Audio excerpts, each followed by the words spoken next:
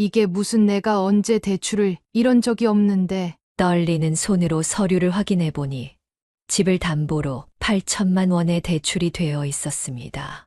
그녀의 이름으로 그녀의 도장이 찍힌 서류였습니다. 대출 실행일은 남편이 위독했던 바로 그 시기였습니다. 어머니, 이거 분명 영재 오빠 짓일 거예요. 아버님 위독하실 때 잠깐 들렀다가 간 바로 그때. 고객님, 이 대출은 3개월 전에 진행된 거네요. 고객님께서 직접 방문하셔서. 아니요. 제가 온 적이 없어요. 이건 사기라고요. 제 아들이. 말끝을 흐리며 그녀는 그 자리에 주저앉고 말았습니다. 경찰 조사 결과 영재가 어머니의 인감도장을 위조해 대출을 받은 것으로 밝혀졌습니다. 사연을 듣고 난 후 각자의 의견을 댓글로 남겨주시기 바랍니다. 사소한 댓글이라도 사연자분에게 큰 힘이 될 수 있습니다. 각색될 수 있고 사연자분의 입장에서 구성될 수 있습니다. 쓸쓸한 겨울날이었습니다. 그녀는 부엌 한 구석에서 제사상을 바라보며 한숨을 내쉬었습니다. 김순민 여사의 어린 시절은 늘 이런 날들의 연속이었습니다. 차가운 마루 바닥에 무릎을 꿇고 앉아 할머니의 눈치를 살피는 것이 그녀의 일상이었습니다. 큰 방에서는 오빠들과 사촌 형제들이 맛있게 식사를 하는 소리가 들려왔습니다. 밥그릇을 비우는 소리, 국물을 마시는 소리, 대화하며 웃는 소리가 부엌까지 들려올 때마다 그녀의 마음은 더욱 움츠러들었습니다. 제사가 끝나갈 무렵 그녀의 앞에는 항상 그렇듯 생선 머리와 꼬리만이 덩그러니 놓여 있었습니다. 10살 아이의 마음에도 이런 대우가 부당하다는 것을 알았지만 그녀는 말하지 못했습니다. 그저 주어진 음식을 먹으며 눈물을 삼켰습니다. 엄마, 나도 생선 먹고 싶어. 어머니는 그녀의 말에 안타까운 눈빛으로 바라보았지만 아무 말도 하지 못했습니다. 할머니의 눈치를 보며 그저 딸의 등을 쓰다듬어 줄 뿐이었습니다. 그녀는 어머니의 따뜻한 손길에서 위로를 받았지만 마음 한구석의 서러움은 쉽게 가시지 않았습니다. 명절이면 늘 반복되는 일이었습니다. 오빠들은 새 옷을 받았지만 그녀는 작년에 입었던 옷을 다시 꺼내 입어야 했습니다. 세배돈도 오빠들의 절반밖에 받지 못했고 심지어 세배를 하러 친척집에 가는 것조차 허락되지 않을 때가 많았습니다. 어느 날 그녀가 실수로 제사상의 그릇을 깨뜨렸을 때였습니다. 할머니의 손이 그녀의 뺨을 거세게 내리쳤습니다. 아버지와 어머니는 그 광경을 보고도 말리지 못했습니다. 여자애가 조심성도 없이 너 태어날 때부터 알았다. 재수 없는 년이라고. 그날 밤 그녀는 이불 속에서 흐느끼며 울었습니다. 자신이 왜 여자아이로 태어났는지, 왜 이렇게 차별받아야 하는지 이해할 수 없었습니다. 부모님의 방에서는 그녀를 걱정하는 작은 소리가 들려왔지만 아무도 그녀를 위로하러 오지 않았습니다. 시간이 흘러도 상황은 나아지지 않았습니다. 중학교에 들어갈 나이가 되었을 때 할머니는 여자아이가 공부할 필요가 없다며 반대했습니다. 다행히 아버지가 처음으로 할머니의 뜻을 거스르고 그녀를 학교에 보내주었지만 그 대가로 할머니의 눈총은 더욱 심해졌습니다. 쯧쯧. 여자애를 공부시켜서 뭐 하게. 시집이나 잘 가면 됐지. 그녀는 매일 새벽같이 일어나 집안일을 돕고 학교에 다녔습니다. 오빠들이 편히 공부할 때도 그녀는 설거지와 빨래를 해야 했습니다. 하지만 그녀는 포기하지 않았습니다. 차별과 편견 속에서도 자신의 꿈을 키워갔고 그것이 훗날 그녀가 강한 여성으로 성장하는 밑거름이 되었습니다. 그녀의 중학교 시절은 유난히 반짝였습니다. 김순민 여사는 전교에서 손꼽히는 우등생이었고 특히 수학과 과학 과목에서 두각을 나타냈습니다. 매일같이 도서관에서 늦게까지 공부하며 자신의 꿈을 키워갔고 그 모습은 선생님들의 눈에도 특별하게 비춰졌습니다. 처음으로 다른 누군가가 그녀의 재능을 인정해 주었고 미래에 대한 희망을 품게 해 주었습니다. 그날 이후로 그녀는 더욱 열심히 공부했고 중간고사와 기말고사에서 모두 전교 상위권의 성적을 유지했습니다. 수업이 끝난 후에도 그녀는 학교에 남아 어려운 문제로 고민하는 친구들을 도와주었습니다. 그럴 때마다 그녀는 자신이 미래의 선생님이 되어 학생들을 가르치는 모습을 상상하며 행복해했습니다. 하지만 집에서는 달랐습니다. 성적표를 들고 기쁜 마음으로 귀가했던 날, 그녀를 맞이한 것은 차가운 반응이었습니다. 공부고 뭐고 이제 그만해. 오빠 대학 등록금이 더 급하다. 너는 이제 그만 학교 다녀라. 아버지의 말씀에 그녀의 꿈은 산산조각이 났습니다. 오빠의 대학 합격 소식이 들려온 그날, 집안은 축제 분위기였지만 그녀의 마음은 무너져 내렸습니다. 친척들은 모두 모여 오빠를 축하해 주었고 할머니는 기쁨의 눈물까지 흘리셨습니다. 아버님, 순민이도 공부를 더 시켜보면 어떨까요? 성적도 이렇게 좋은데. 어머니의 조심스러운 제안에 아버지는 단호하게 고개를 저었습니다. 마지가 대학교에 갔는데 등록금이 만만치 않을 거야. 순민이는 이제 취직해서 오빠 뒷바라지 해야지. 여자가 공부 많이 해서 뭐하게. 그렇게 그녀의 고등학교 진학은 물거품이 되었습니다. 매일 아침 학교 가는 친구들을 배웅하며 그녀는 작은 봉제 공장으로 출근했습니다. 하루 종일 재봉틀 앞에 앉아 있으면서도 그녀의 머릿속에는 수학 공식과 과학 법칙들이 맴돌았습니다. 급여 봉투를 받을 때마다 그녀의 눈시울은 붉어졌지만 월급은 고스란히 오빠의 등록금으로 보내졌습니다. 주말에도 쉬지 못하고 추가 근무를 하면서 그녀는 자신의 꿈이 점점 멀어져 가는 것을 느꼈습니다. 순민아, 네가 정말 효녀구나. 오빠 졸업하면 너도 공부시켜줄게. 조금만 참으면. 어머니의 위로의 말씀도 그저 허공을 맴돌 뿐이었습니다. 그녀는 알고 있었습니다. 오빠가 졸업하면 곧바로 결혼을 강요받을 것이라는 걸. 여자의 공부는 사치라고 생각하는 부모님의 가치관은 쉽게 바뀌지 않을 것이라는 걸. 밤늦게 퇴근길, 그녀는 종종 학교 앞에 서서 교실의 불빛을 바라보았습니다. 그곳에서 공부하는 학생들을 가르치는 것이 그녀의 꿈이었습니다. 하지만 이제 그 꿈은 이룰 수 없는 것이 되어버렸습니다. 가끔 그녀는 자신이 가르쳤던 친구들이 어떻게 지내는지 궁금해했습니다. 선생님, 저는 왜 여자로 태어났을까요? 저도 꿈을 이룰 자격이 있는 거 아닌가요? 쓸쓸한 밤거리에서 그녀는 중얼거렸습니다. 20살도 되지 않은 그녀의 어깨는 이미 세상의 무게로 무거워져 있었습니다. 가부장적인 집안의 딸로 태어난 그녀의 재능과 꿈은 결국 시대와 환경이라는 높은 벽 앞에서 좌절되고 말았습니다. 봉제 공장에서 일하는 동안에도 그녀는 몰래 책을 읽었습니다.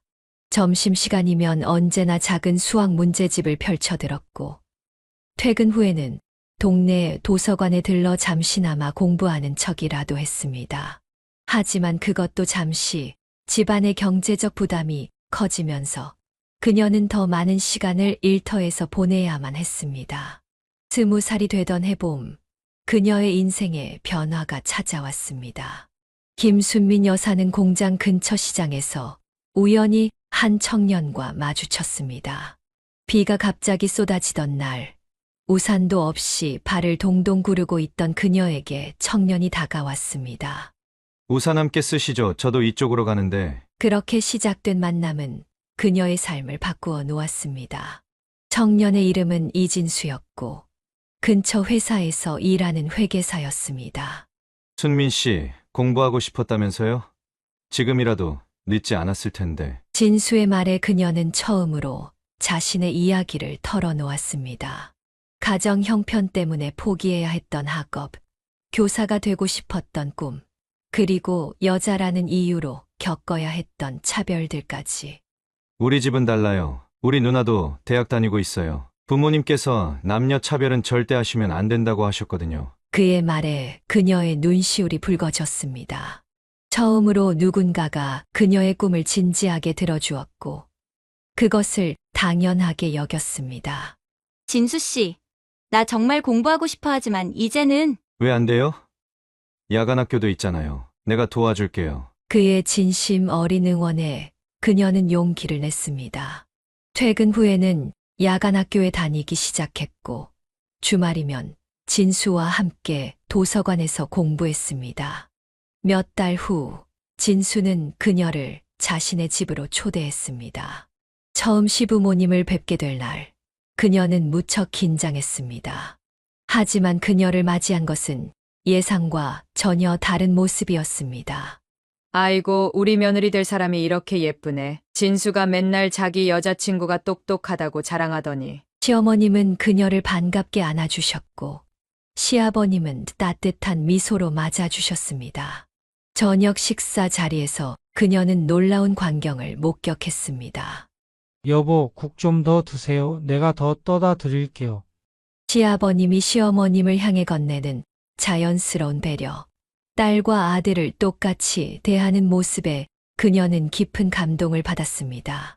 순민아, 우리 딸이 의대 다니느라 고생이 많아. 넌 어떤 공부하고 싶었니? 시어머님의 물음에 그녀는 처음에는 대답을 망설였습니다.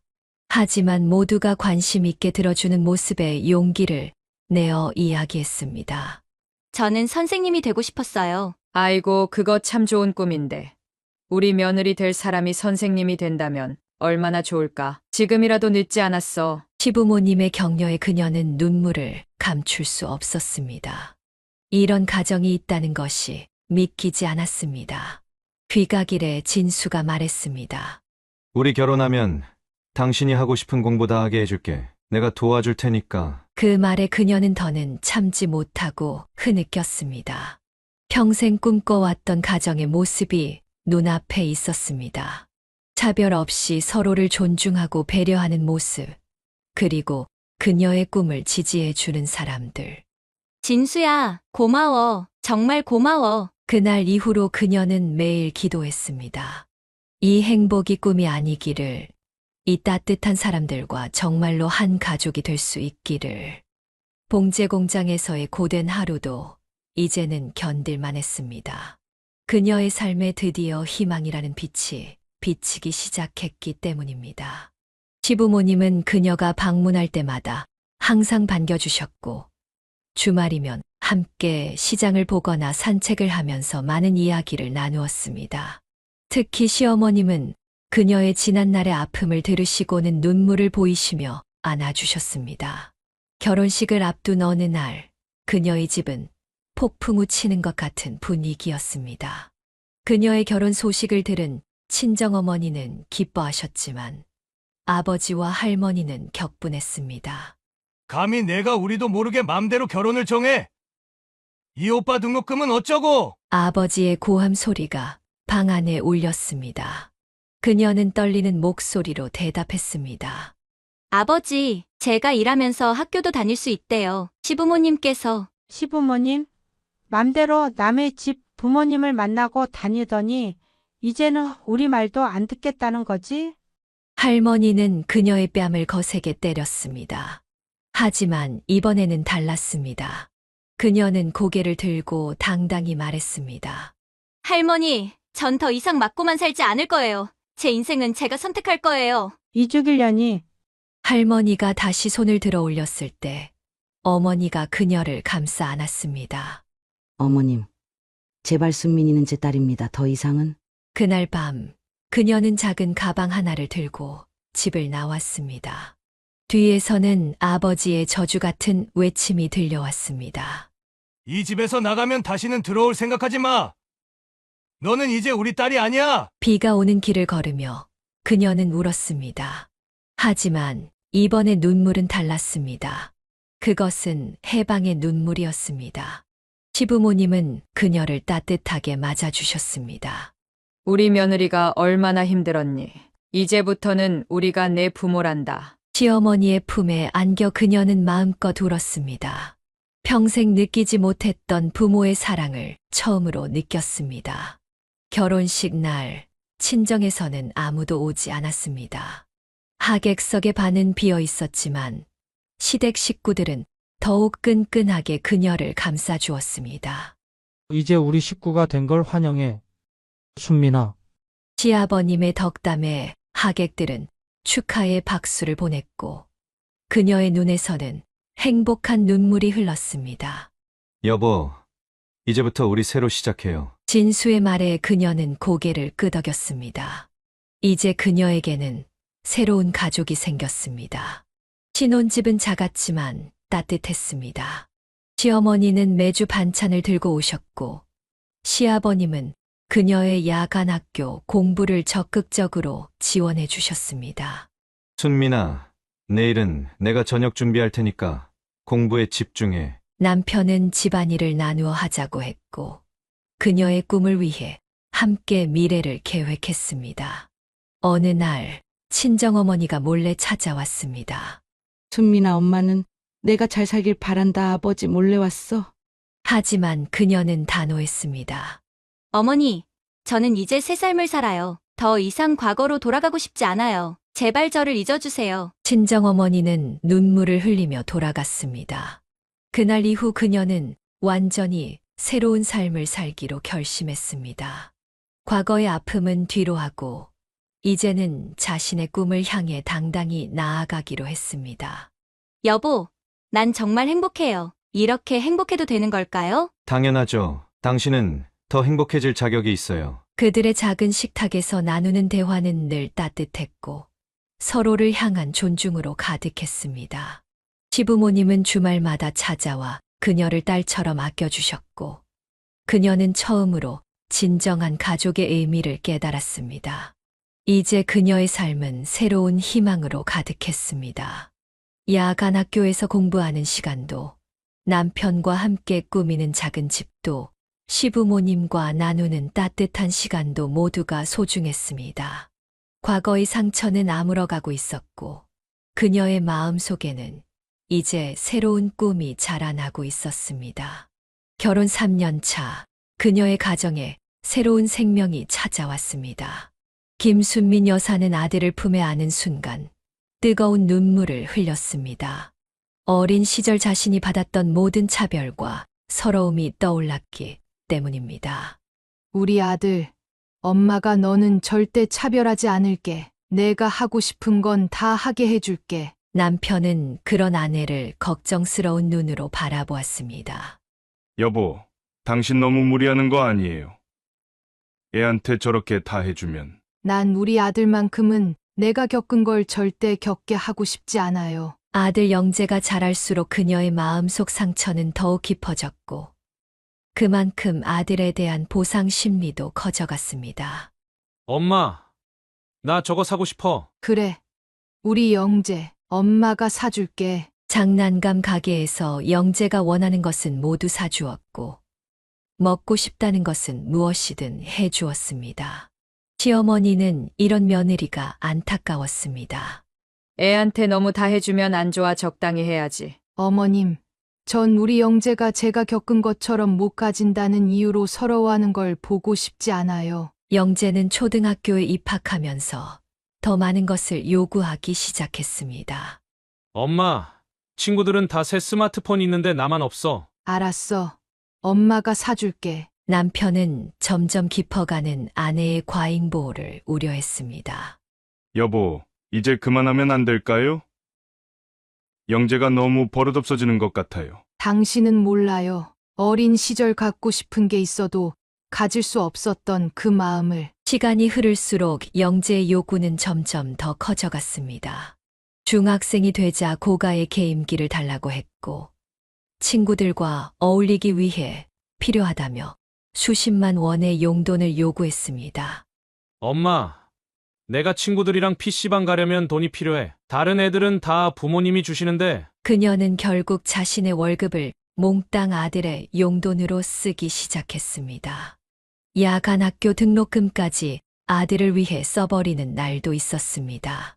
순민아, 이러다 내 꿈은 어쩌려고 그러니. 시어머니의 걱정에도 그녀는 고개를 저었습니다. 어머님, 전 우리 영재만 잘 자라면 돼요. 제 꿈은 이제 상관없어요. 하지만 영재의 행동은 점점 더 걱정스러워졌습니다. 학교에서 친구들에게 과시하기 위해 거짓말을 하기 시작했고, 돈을 빌리고 갚지 않는 일도 생겼습니다. 이영재, 너 또 친구한테 돈 빌린 거야? 남편의 호통에도 영재는 태연했습니다. 아빠는 몰라요. 엄마가 다 해결해 주실 거예요. 그 말을 들은 그녀는 가슴이 덜컥 내려앉았습니다. 자신이 아들을 위해 한다고 믿었던 행동들이 오히려 아들을 망치고 있다는 것을 깨달았기 때문입니다. 여보, 내가 잘못한 걸까요? 남편은 아내를 안아주었습니다. 우리 같이 고쳐보자. 아직 늦지 않았어요. 하지만 이미 깊어진 영재의 버릇은 쉽게 고쳐지지 않았습니다. 그녀는 밤마다 울면서 고민했습니다. 자신의 상처를 치유하려다가 오히려 새로운 상처를 만들어내고 있는 것은 아닌지, 과거의 아픔을 보상받으려다가 아들의 미래를 망치고 있는 것은 아닌지. 시간이 흘러 이영재가 26이 되었습니다. 김순민 여사의 걱정과 달리 그는 대학 졸업 후 한 대기업에 취직하며 안정을 찾아갔습니다. 방황하던 시절의 그를 생각하면 마치 기적 같았습니다. 엄마, 저 이번에 승진했어요. 정말 우리 영재가, 엄마는 내가 이렇게 잘 될 줄 알았어. 그녀는 아들을 바라보며 눈시울을 붉혔습니다. 한때 돈을 함부로 쓰고 거짓말하던 아들이 이제는 책임감 있는 직장인으로 성장해 있었습니다. 근데 엄마, 제가 이번에 소개받은 사람이 있어요. 영재의 말에 그녀의 귀가 솔깃해졌습니다. 아들이 30이 되기 전에 결혼시키고 싶었던 터라 이런 이야기는 반가웠습니다. 같은 회사 다니는 김현이라고. 디자인팀에서 일하는데 이번 주말에 엄마 아빠 한번 만나 뵙고 싶대요. 처음 연희를 만난 날 그녀는 깊은 인상을 받았습니다. 단정하고 지적인 모습에 예의 바른 태도까지 첫인상부터 마음에 들었습니다. 어머님, 아버님, 처음 뵙겠습니다. 김연이라고 합니다. 아이고, 우리 며느리 될 사람이 참 예쁘구나. 시어머니가 되어 며느리를 맞이하는 순간 그녀는 문득 자신의 젊은 시절이 떠올랐습니다. 자신을 따뜻하게 맞아주셨던 시어머님처럼 그녀도 연희를 진심으로 환영하고 싶었습니다. 연희야, 우리 영재가 좀 서툴지만 잘 부탁해. 네, 어머님, 제가 잘 챙겨주도록 하겠습니다. 결혼식 날 그녀는 행복한 눈물을 흘렸습니다. 한때 버릇없이 굴던 아들이 이제는 한 가정의 가장이 되어 있었습니다. 여보, 우리 아들 정말 잘 자랐죠? 남편은 아내의 손을 꼭 잡아주었습니다. 당신 덕분이에요. 힘들 때도 많았지만 결국 잘 이겨냈잖아요. 신혼집을 구하는 과정에서도 영재는 달라진 모습을 보여주었습니다. 예전처럼 무작정 돈을 달라고 하는 대신 자신이 모은 돈으로 전세금의 반을 마련했습니다. 엄마, 이제는 제가 엄마 아빠 모시고 살고 싶어요. 연희도 같이 살자고 하더라고요. 그 말을 들은 그녀는 가슴이 뭉클했습니다.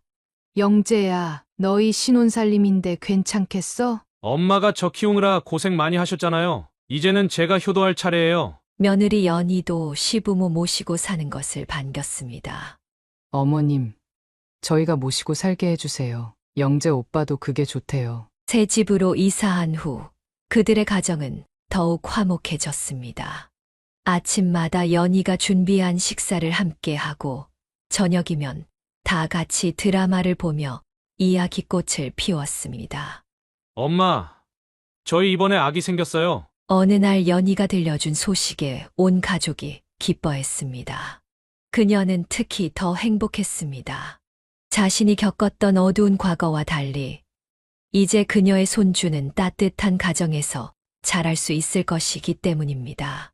우리 영재, 앞으로도 연희랑 잘 살아야 해. 알죠, 엄마. 이제는 제가 우리 가족 지킬게요. 영재의 말에 그녀는 미소 지었습니다. 한때는 걱정만 끼치던 아들이었지만 이제는 믿음직한 가장이 되어 있었습니다. 그녀의 마음속 응어리졌던 상처들도 이제는 조금씩 아물어가고 있었습니다. 여보, 우리 영재 보니까 어때요? 그러게요. 이제는 정말 든든한 아들이 됐네요. 부부는 서로를 바라보며 미소 지었습니다. 그들의 사랑과 인내로 키운 아들이 이제는 자신의 가정을 이루고 행복하게 살아가는 모습을 보는 것. 이것이야말로 부모로서 누릴 수 있는 가장 큰 기쁨이었습니다. 평화로웠던 가정의 먹구름이 들이우기 시작한 것은 영재의 결혼 2년 차부터였습니다. 김순민 여사는 아들 내외의 잦은 다툼 소리에 밤잠을 설쳐야 했습니다. 또 여자들이랑 술 마시고 들어와? 너 정말 미쳤어? 시끄러워. 내가 돈 벌어오는데 뭐가 문제야? 내가 뭘 안다고 그래? 돈. 웃기지 마. 그 돈 다 술집 여자들한테 쓰는 거 다 알아. 매일 밤 반복되는 부부의 다툼을 들으며 그녀는 한숨만 깊어졌습니다. 남편과 그녀는 이 상황을 어떻게 해결해야 할지 고민했습니다. 어머님, 어느 날 연희가 눈물을 흘리며 찾아왔습니다. 나도 이제 남자들이랑 술 마시고 올 거야. 그 인간한테 똑같이 갚아줄 거라고. 연희야, 그러지 마. 그건 해결책이 아니야. 하지만 연희의 마음도 이미 돌이킬 수 없이 상했습니다. 얼마 후 그녀도 늦은 시간까지 귀가하지 않았고 이번에는 영재가 폭발했습니다. 야, 너 미쳤어? 애 있는 여자가 밤늦게까지 어디서 흥청망청이야? 너는 되고 나는 안 돼. 웃기지 마. 나도 회식이었다고 할게. 너처럼. 부부의 다툼은 점점 더 격해졌고 급기야 시부모 앞에서도 거리낌 없이 싸우기 시작했습니다. 어머님, 저 이제 이혼할래요. 진짜 못 살겠어요. 저 인간이랑은. 연희야, 애기 생각해서라도. 애요? 저런 쓰레기 같은 아빠를 두는 게 더 불행해요. 차라리 혼자 키우겠습니다. 설상가상으로 충격적인 일이 벌어졌습니다. 그녀가 운영하던 계모임의 돈이 사라진 것입니다. 3천만 원.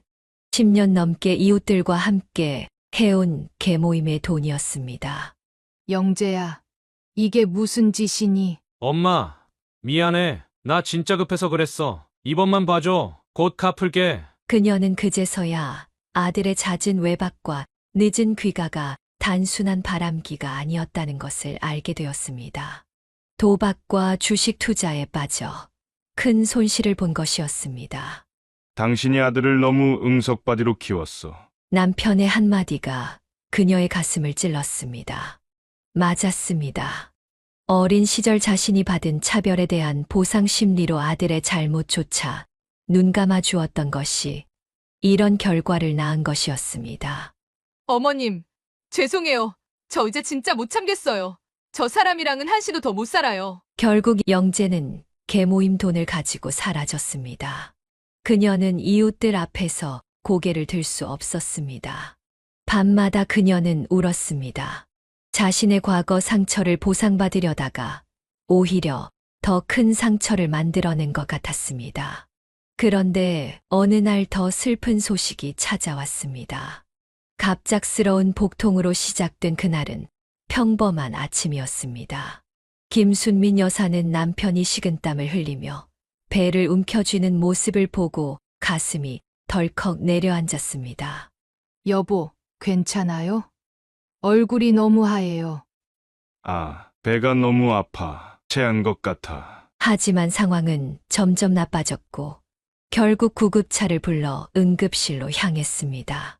검사 결과는 충수염이었습니다.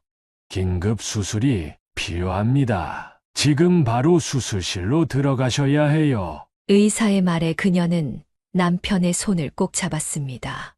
여보, 걱정하지 마요. 금방 나을 거예요. 그래, 당신도 너무 걱정하지 마. 하지만 수술실 밖에서 기다리는 시간이 길어질수록 그녀의 불안감은 커져갔습니다. 마침내 수술실 문이 열렸지만 의사의 표정은 어두웠습니다. 수술 중 장천공이 발견되었습니다. 상황이 생각보다 좋지 않네요. 네. 그게 무슨 충수염 수술인데 어떻게? 복막염으로 진행될 수 있어 면밀한 관찰이 필요합니다. 예상은 적중했습니다. 남편의 상태는 시간이 갈수록 악화되었고 복막염 증세는 점점 심각해졌습니다. 왜 이렇게 된 거죠? 처음에는 간단한 수술이라고 하지 않았나요? 저희도 최선을 다하고 있습니다만 의료진과의 갈등은 날이 갈수록 깊어졌습니다. 그녀는 밤새 남편의 손을 잡고 있었습니다. 여보, 제발 힘내요. 나 혼자 두고 가지 마요. 어느 날 새벽 남편의 상태가 급격히 나빠졌습니다. 심장 모니터에 경고음이 울리고 의료진이 달려왔지만 죄송합니다. 더 이상 손 쓸 방법이 그렇게 그녀의 남편은 세상을 떠났습니다. 그녀는 한동안 아무 말도 하지 못했습니다. 장례식장에는 많은 조문객이 찾아왔습니다. 그 중에는 오랜만에 모습을 보인 영재도 있었습니다. 아빠, 내가 이런 모습으로 마지막을 보게 될 줄은. 하지만 그의 눈물은 진심이 아니었습니다. 장례를 치르고 난 다음 날 부의금이 든 가방이 사라졌다는 것을 알게 되었습니다. 어머니, 영재 오빠가 어젯밤에 몰래 나가는 걸 봤어요. 연희의 말에 그녀는 쓰러질 것 같았습니다. 남편의 장례식 부의금마저. 아들은 어떻게 이럴 수 있는 걸까요? 당신, 우리 아들이 이렇게 될 줄 알았나요? 빈 영정사진 앞에서 그녀는 말없이 눈물만 흘렸습니다. 이제 그녀에게는 의지할 곳이 없었습니다. 평생을 함께하자던 남편은 떠나버렸고 아들은 그녀의 가슴에 깊은 상처만 남겼습니다. 장례를 치르고 집으로 돌아온 날 그녀는 남편의 옷장을 열었습니다. 깔끔하게 정리된 양복들, 구두들. 모든 것이 그대로였지만 그는 이제 없었습니다. 여보, 나 어떻게 살아요? 이제 나 혼자는 어떻게? 그날 밤 그녀는 남편의 팔베개에 기대어 잠들곤 했던 침대에 홀로 누웠습니다. 옆자리의 허전함이 가슴을 파고들었습니다. 이제 그녀는 진정한 의미의 혼자가 되었습니다. 엄마, 제가 옆에서 모실게요. 연희의 따뜻한 위로도 그녀의 마음속 구멍을 채우기에는 역부족이었습니다. 남편의 빈자리, 그리고 아들의 배신.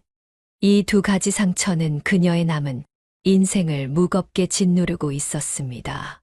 남편의 장례를 치른 지 한 달이 지났을 무렵, 김순민 여사는 낯선 등기 우편을 받았습니다. 은행에서 온 대출 연체 통지서였습니다. 그녀의 손은 편지를 들고 있는 순간부터 떨리기 시작했습니다.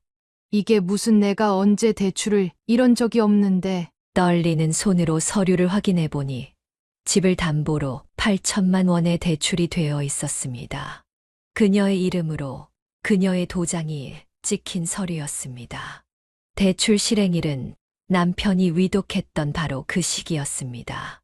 어머니, 이거 분명 영재 오빠 짓일 거예요. 아버님 위독하실 때 잠깐 들렀다가 간 바로 그때. 연희의 말처럼 이것은 영재의 소행이었습니다. 은행에 방문해 보니 그동안 숨겨진 충격적인 사실들이 드러났습니다. 대출뿐만 아니라 그동안 몇 차례 더 그녀의 명의로 대출을 시도한 흔적도 있었습니다. 고객님, 이 대출은 3개월 전에 진행된 거네요. 고객님께서 직접 방문하셔서. 아니요. 제가 온 적이 없어요. 이건 사기라고요. 제 아들이. 말끝을 흐리며 그녀는 그 자리에 주저앉고 말았습니다. 경찰 조사 결과 영재가 어머니의 인감도장을 위조해 대출을 받은 것으로 밝혀졌습니다. 아들은 이미 해외로 도주한 뒤였고 계좌에는 단 한 푼도 남아있지 않았습니다. 이러면 이제 어떻게 되는 건가요? 죄송하지만 담보 대출이라 집을 처분해야 할 것 같습니다. 3개월째 연체되고 있는 상황이라. 평생을 살아온 집, 남편과의 추억이 담긴 보금자리를 잃게 된다는 현실이 그녀를 덮쳤습니다. 벽지 한 장 한 장에 담긴 추억들이 주마등처럼 스쳐 지나갔습니다.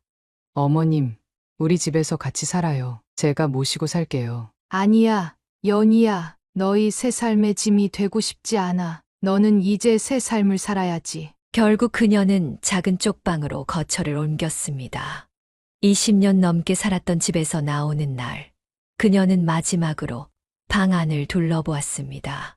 영재가 자라난 방, 남편과 함께 보냈던 거실, 행복했던 순간들이 가득했던 부엌. 여보, 미안해요. 우리가 함께 꾸린 보금자리를 내가 지키지 못했네요. 당신이 그렇게 아끼던 집인데. 짐을 옮기는 날, 그녀가 가져갈 수 있는 것은 겨우 작은 트렁크 하나 분량이었습니다. 남편의 유품들과 사진 몇 장, 그리고 꼭 필요한 옷가지들만을 챙겼습니다.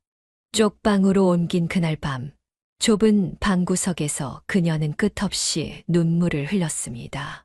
이제는 정말 모든 것을 잃었다는 생각이 들었습니다. 단 2평 남짓한 공간, 화장실도 공동으로 써야 하는 이곳이 그녀의 새로운 집이 되었습니다. 우리 영재가 어쩌다가 이렇게 됐을까? 내가 뭘 잘못한 걸까? 그녀의 한숨 속에는 자책과 후회가 가득했습니다. 어쩌면 이 모든 것이 자신의 잘못된 사랑이 만든 결과인지도 모른다는 생각이 들었습니다. 어린 시절 받은 차별에 대한 보상심리로 아들을 너무 응석바지로 키웠던 것. 그것이 결국 이런 비극을 낳은 것은 아닐까. 창밖으로 비가 내리기 시작했습니다. 좁은 쪽방은 비 새는 소리가 더욱 크게 들렸고 곰팡이 냄새가 코를 찔렀습니다. 이웃방에서는 누군가의 흐느끼는 소리가 들려왔고 복도 끝에서는 술에 취한 사람의 고성이 울려 퍼졌습니다. 이제는 정말 끝인가? 나는 이제 어떻게 살아야 하나? 그녀의 한숨 소리가 비 오는 밤거리에 묻혀갔습니다. 남편도 아들도 집도 모두 잃은 그녀에게 남은 것은 끝없는 절망뿐이었습니다. 좁은 창문으로 스며드는 가로등, 불빛이 그녀의 쓸쓸한 그림자를 길게 드리웠습니다. 보름달이 뜬 어느 밤, 김순민 여사는 특별한 꿈을 꾸었습니다. 남편이 환한 미소를 지으며 그녀 앞에 나타났습니다. 여보, 당신이에요? 꿈속에서 남편은 말없이 그녀의 손을 잡고 어딘가로 걸어갔습니다. 그곳은 아름다운 정원이 있는 커다란 건물이었습니다. 건물 앞에는 행복한 노년, 평화로운 실버타운이라는 간판이 보였습니다. 여보, 여기가 어디예요? 남편은 여전히 말없이 미소만 지었고 그녀는 그 순간 잠에서 깨어났습니다. 쪽방의 좁은 창문으로 새어 들어오는 달빛이 방 안을 은은하게 비추고 있었습니다. 여보, 꿈이었나요? 그날 이후 그녀는 계속해서 같은 꿈을 꾸었습니다. 남편이 그녀를 실버타운으로 이끄는 꿈이었습니다. 일주일째 같은 꿈이 반복되자 그녀는 결심했습니다. 연희야, 나 실버타운에 한번 가보려고 해. 어머님, 제가 모시러 갈게요. 근데 갑자기 무슨 일이세요? 남편이 자꾸 꿈에 나타나시네. 연희의 도움으로 그녀는 시내에 있는 실버타운을 방문했습니다. 놀랍게도 그곳은 꿈에서 본 그 건물과 너무나 비슷했습니다. 어머님, 여기 정말 좋네요. 정원도 있고. 그래, 꿈에서 본 그대로야. 안내를 맡은 직원이 그들에게 실버타운을 소개했습니다. 깔끔한 시설과 다양한 프로그램들, 특히 그녀의 눈길을 끈 것은 도서관이었습니다. 어르신들을 위한 독서 모임도 있고 문학 강좌도 열린다고 하네요. 그녀는 문득 자신의 젊은 시절 꿈이었던 교사를 떠올렸습니다. 비록 이루지 못한 꿈이었지만 이곳에서라면 뭔가 새로운 시작을 할 수 있을 것 같았습니다. 연희야, 이상하게도 여기 오니까 마음이 편안해지네. 하지만 현실적인 문제가 있었습니다. 실버타운의 입주금은 그녀에게는 너무나 큰 금액이었습니다. 쪽방에서의 생활도 빠듯한 그녀에게 실버타운은 그저 꿈일 뿐이었습니다. 어머님, 제가 어떻게든 도와드릴게요. 아니야, 이제 그만 가자. 집으로 돌아가는 길, 그녀는 실버타운 정원에 피어있는 겨울꽃을 바라보았습니다. 꽃잎 사이로 떨어지는 햇살이 마치 남편의 미소처럼 따뜻하게 느껴졌습니다. 여보, 당신이 보여주신 거죠? 이곳을. 바람이 불어왔고 그녀의 머리카락이 살랑거렸습니다. 마치 누군가가 쓰다듬어 주는 것 같은 느낌이 들었습니다. 그녀는 잠시 눈을 감았습니다. 봄이 오면 이 정원에는 어떤 꽃들이 필까? 그런 생각을 하니 가슴이 설렜습니다. 언젠가는 꼭 다시 올게요. 그녀는 마지막으로 한 번 더 실버타운을 바라보았습니다.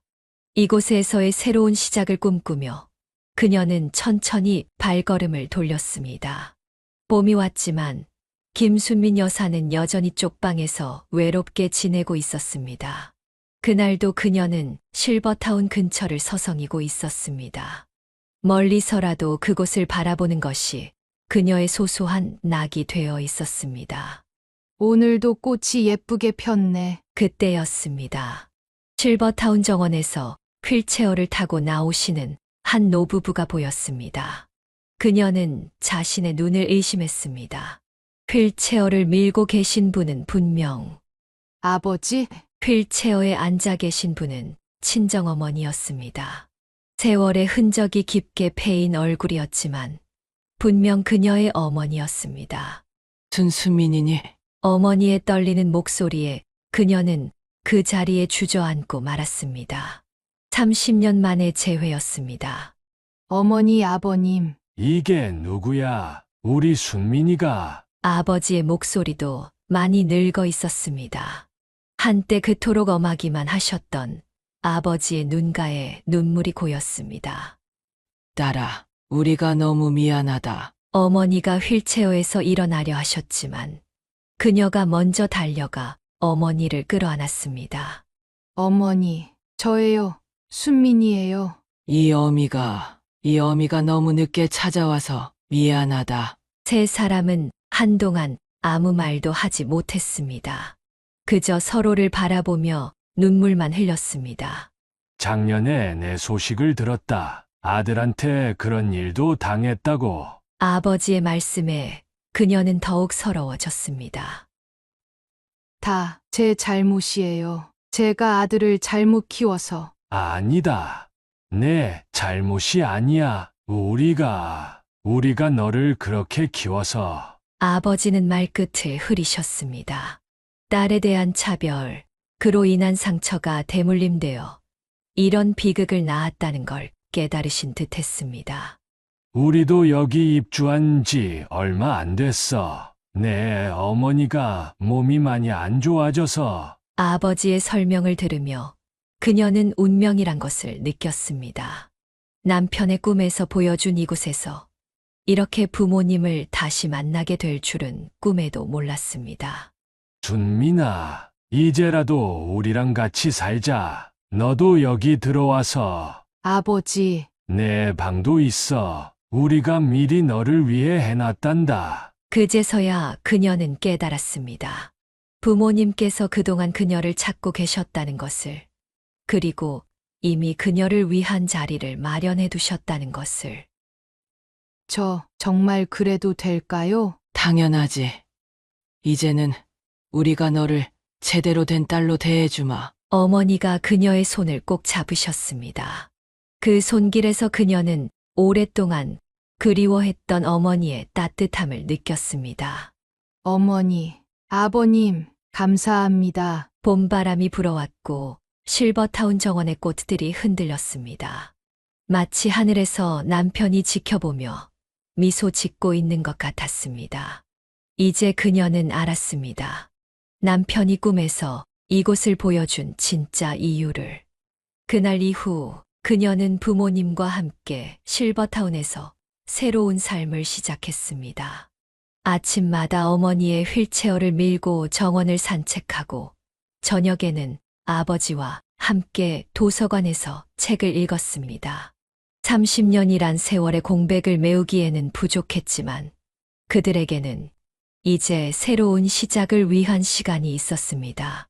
실버타운에서의 생활이 석 달째 접어들던 어느 날, 김순민 여사는 부모님으로부터 충격적인 이야기를 듣게 되었습니다. 순민아, 사실 우리가 너한테 해야 할 말이 있구나. 아버지의 목소리는 평소보다 더 진중했습니다. 그녀의 방으로 찾아온 부모님의 표정이 심상치 않았습니다. 내가 집을 떠난 후 아버지가 많이 후회했단다. 그래서 부동산 투자를 시작했지. 네. 강남 개발이 시작될 때였어. 작은 상가 건물 하나를 시작으로 조금씩 늘려나갔단다. 어머니가 말을 이어받았습니다. 내 오빠는 대학을 졸업하고 미국으로 유학 갔잖니. 지금은 회사 운영하면서 잘 살고 있어. 그런데 왜 저한테? 오빠는 이미 충분히 성공했다. 하지만 너한텐 우리가 너무 미안하구나. 아버지는 서류 봉투 하나를 꺼내셨습니다. 이게 뭐예요? 경기도 권에 있는 건물이다. 시가로 20억은 될 거야. 이제부터 이건 내가 관리해라. 그녀는 귀를 의심했습니다. 아버님, 이게 무슨... 너한테 진 빚을 조금이나마 갚고 싶구나. 내가 받은 차별. 그 세월. 이걸로는 부족하지만. 어머니의 눈에서 눈물이 흘러내렸습니다.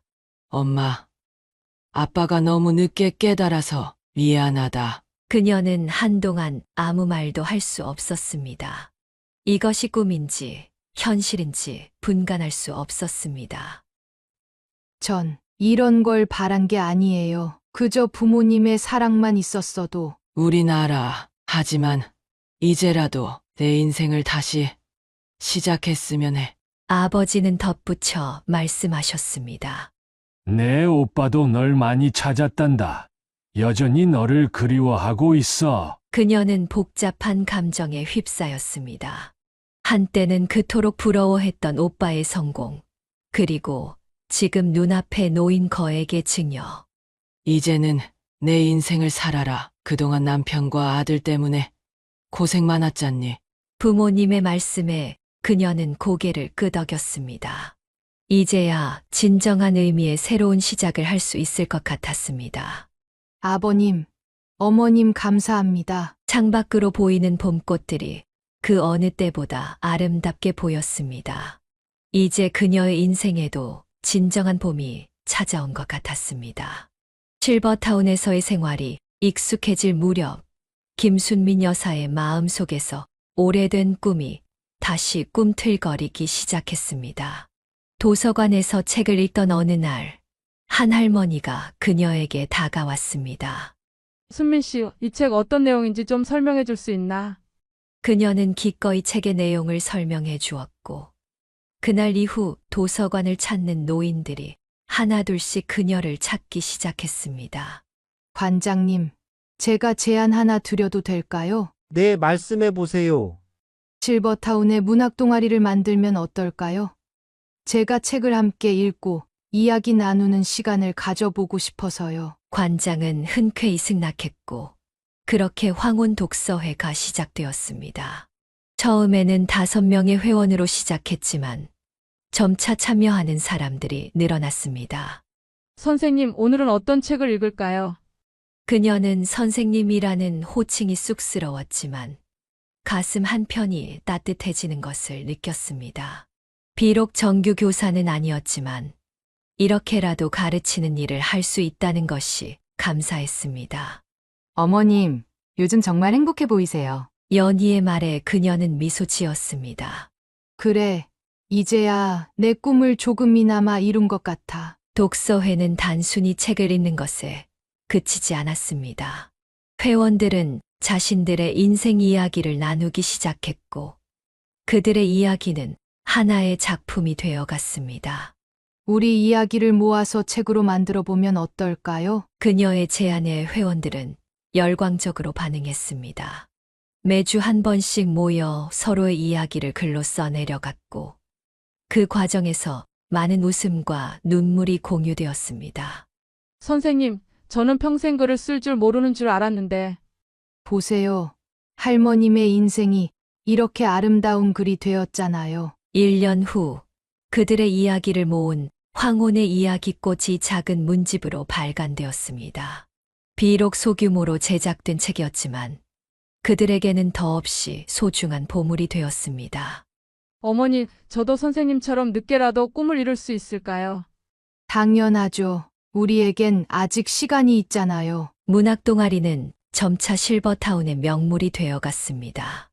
다른 실버타운에서도 그녀를 초청해 강연을 요청했고, 그녀는 기꺼이 자신의 경험을 나누었습니다. 제가 젊었을 때 모지른 꿈이었어요. 하지만 이렇게 늦게라도 다른 형태로 이루어지네요. 그녀의 이야기는 많은 노인들에게 희망이 되었습니다. 나이가 들어서도 새로운 도전을 할 수 있다는 것, 꿈은 여러 가지 모습으로 이루어질 수 있다는 것을 보여주었기 때문입니다.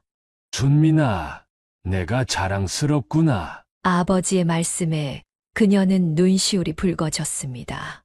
어린 시절 그토록 바라던 교사의 꿈을 이제는 더 성숙하고 깊이 있는 모습으로 이루어가고 있었기 때문입니다. 여보, 저 이제 행복해요. 제 방식대로 꿈을 이루어가고 있어요. 창밖에 꽃들이 흐드러지게 피어 있었습니다. 그녀의 인생도 이제 새로운 꽃을 피우고 있었습니다.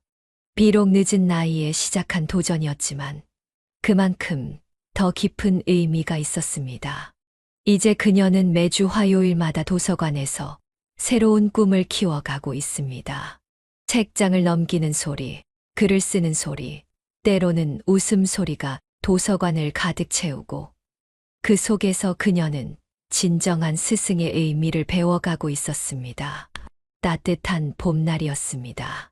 김순민 여사가 실버타운 정원에서 어머니의 휠체어를 밀고 있을 때였습니다. 예상치 못한 손님이 그녀를 찾아왔습니다. 엄마, 그 목소리에 그녀의 온몸이 굳어버렸습니다. 뒤돌아보니 초라한 모습의 영재가 서 있었습니다. 영재야, 내가 어떻게... 엄마가 부자가 됐다고 해서 한번 찾아뵀어요. 그의 목소리에는 죄스러움보다는 계산된 듯한 느낌이 묻어 있었습니다. 휠체어에 앉아 계시던 친정어머니의 날카로운 목소리가 들렸습니다. 어머니, 제 아들입니다. 아, 그 불효자식이? 영재는 고개를 숙인 채 그들에게 다가왔습니다. 엄마, 나 잘못했어요. 용서해 주세요. 그동안 도박에 빠져서. 그래서 이제 와서 뭘 바라는데? 그녀의 목소리는 차가웠습니다. 사업 자금이 필요해요. 이번엔 진짜 성공할 수 있어요. 엄마가 이제 돈이 많다면서요. 뭐라고? 그녀의 눈에서 분노가 일었습니다. 내가 감히. 아직도 정신을 못 차렸구나. 엄마, 제발요. 이번만 도와주시면. 이번만. 그동안 몇 번이나 그런 말을 했니? 계모임 돈을 훔쳐갈 때는? 집을 날릴 때는? 아버지 장례식 부의금을 가져갈 때는? 그녀의 목소리가 점점 커졌습니다. 그래. 난 이제 돈이 있다. 하지만 그건 내가 가져갈 돈이 아니야. 이제 난 더 이상 내 어미가 아니야. 엄마. 날 엄마라고 부르지 마. 넌 이미 내 아들이 아니야. 아버지 돌아가셨을 때, 그때 이미 우리 인연은 끝났어. 영재의 얼굴이 일그러졌습니다. 그럼 다른 사람 도와줄 돈은 있으면서 자식은 못 도와주겠다는 거예요? 이 못된 녀석아! 친정어머니가 휠체어에서 일어나려 하셨습니다. 어머니, 제가 하겠습니다. 그녀는 아들 앞에 똑바로 섰습니다. 내가 나한테서 물려받은 게 뭐가 있다고 그래? 내 청춘을 바쳐 너를 키웠는데 넌 뭘 했니? 도박, 거짓말, 사기. 이제는 지긋지긋해. 엄마. 가거라. 다시는 내 앞에 나타나지 마라. 내가 필요한 건 돈이 아니야. 내 인생을 돌아보는 거야. 그래도 전 엄마 아들인데. 아들이라고? 그래. 넌 내 아들이었지. 하지만 이제는 아니야. 난 더 이상 너 같은 아들은 없다. 실버타운 정원에 침묵이 흘렸습니다. 봄바람이 불어왔지만 그녀의 마음은 차가웠습니다. 경비실에 전화해서 이 사람 내보내주세요. 그녀의 단호한 목소리에 영재는 고개를 떨구었습니다. 알았어요. 전 가겠습니다. 하지만 엄마, 언젠가는. 가. 그리고 다시는 오지 마. 영재가 떠난 후 그녀는 어머니의 휠체어 앞에 무릎을 꿇었습니다. 어머니, 제가 잘못 키웠나 봐요. 아니다. 수민아, 내 잘못이 아니야. 이제 너는 그 아이를 보내줘야 해. 그게 너를 위한 거고, 그 아이를 위한 거야. 그녀는 고개를 끄덕였습니다. 마음이 아팠지만 이제는 진정한 결별을 해야 할 때였습니다. 그것이 그녀가 새로운 삶을 시작하는 방법이었습니다. 아침 신문에 실린 기사를 보며 김순민 여사는 깊은 한숨을 내쉬었습니다. 결국 영재는 경찰에 붙잡혔고 그동안의 모든 범죄가 드러났습니다. 어머님, 이제 어떡하실 거예요? 연희가 걱정스러운 눈빛으로 물었습니다. 검찰에서 고소를 취하해달라고 연락이 왔어. 피해자가 침몰아서. 하지만 이번만큼은 그녀가 단호했습니다. 그동안의 모든 일을 법의 심판대에 올리기로 한 것입니다. 이제는 끝내야 해. 내 아들이라고 눈 감아주는 것이 오히려 그 애를 망치는 거였어. 검찰 조사 과정에서 더 충격적인 사실들이 드러났습니다. 영재는 그동안 수많은 사람들에게 사기를 쳤고 심지어 어린 시절 친구들의 신분증까지 도용해 대출을 받았다는 사실이 밝혀졌습니다.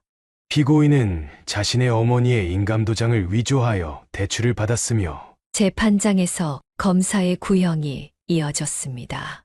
더구나 아버지의 장례식장에서 부의금을 훔치는 등 그 죄질이 매우 불량하여 중형이 불가피합니다. 영재는 고개를 숙인 채 아무 말도 하지 못했습니다. 그의 어깨는 한없이 축 처져 있었습니다. 피고인에게 징역 5년을 구형합니다. 판사는 최종적으로 징역 3년의 실형을 선고했습니다. 하지만 사건은 여기서 끝나지 않았습니다. 구청과 금융기관의 책임도 드러났기 때문입니다. 어떻게 이런 명백한 위조 서류를 확인도 않고 처리할 수 있습니까? 그녀의 변호사가 따지자 금융기관 측은 고개를 숙였습니다. 죄송합니다. 저희의 관리 소홀이었습니다. 결국 구청과 금융기관은 그동안의 피해액을 전액 배상하기로 했습니다. 하지만 그녀의 마음속 상처는 쉽게 아물지 않았습니다. 영재 씨가 파산 신청을 했대요. 연희가 전해준 소식이었습니다. 결국 그동안 저지른 모든 범죄가 밝혀지면서 영재는 파산자가 되었습니다. 아들을 죄인으로 만든 어미라고 사람들이 뭐라고 하겠니? 어머님, 그건 영재 오빠가 자초한 일이에요. 어머님 탓이 아니에요. 교도소로 향하는 영재의 뒷모습을 보며 그녀는 마지막 편지 한 통을 보냈습니다. 영재야, 이제는 내 잘못을 진심으로 뉘우치고 새 사람이 되어라. 그게 마지막 내 부탁이다. 하늘은 여전히 맑았고 실버타운의 정원에는 꽃이 피어 있었습니다. 그녀는 이제 진정한 의미의 새로운 시작을 할 수 있게 되었습니다. 비록 가슴 아픈 결말이었지만 이것이 그녀와 아들 모두를 위한 올바른 선택이었음을 알았습니다. 이제 정말 끝났네요. 봄바람이 불어오고 그녀의 긴 한숨이 바람에 실려갔습니다. 마지막 재판이 끝난 그날 하늘에는 무지개가 떴습니다. 마치 그동안의 모든 아픔이 씻겨 내려가는 것만 같았습니다. 3년의 시간이 흘러 영재가 출소하던 날 김순민 여사는 망설였습니다. 아들을 마중 나가야 할지 그대로 두어야 할지 결국 그녀는 교도소 앞에 서 있었습니다.